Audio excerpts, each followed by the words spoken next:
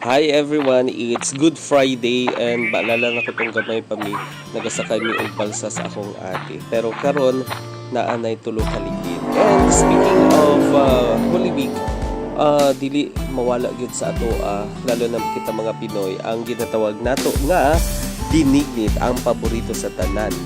So, unsa bay sekreto sa ato ang binignit karon?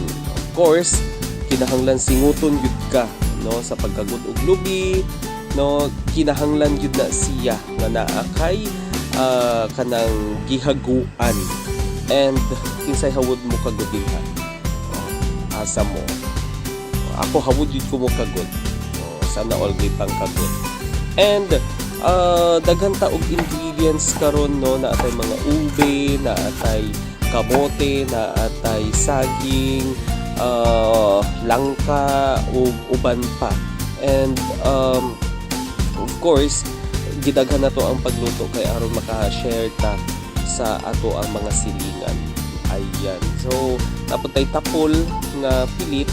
And of course dili mawala gyud kining ginatawag nato nga sago sa atong binignit. And for the start, ayan, gilunod nato ang mga gahi nga mga ingredients sama sa root crops. And of course dili nato kalimtan ang gatas, no?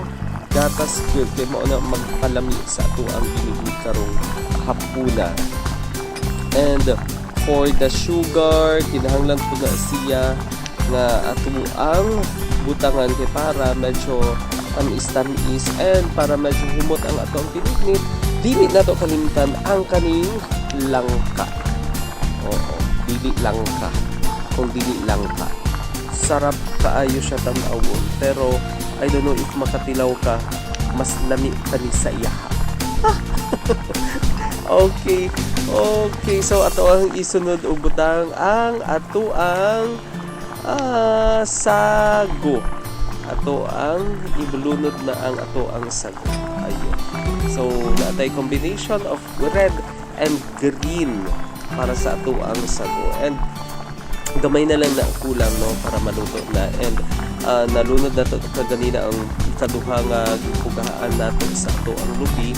And karon ato alang siyang hudton paglunod ang tanan natong ingredients. Yummy kaayo siya tan-awon. Mas yummy pa sa iya.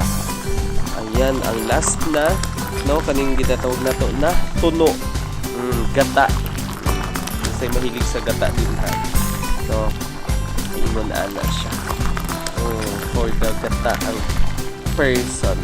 So after ana, no, gamay na lang kayo na pabupalo na lang nimo siya para dili siya dali mapanos. And ayan na. So thank you so much og maayong pagmuni-muni ka natong tanan sa Holy Week.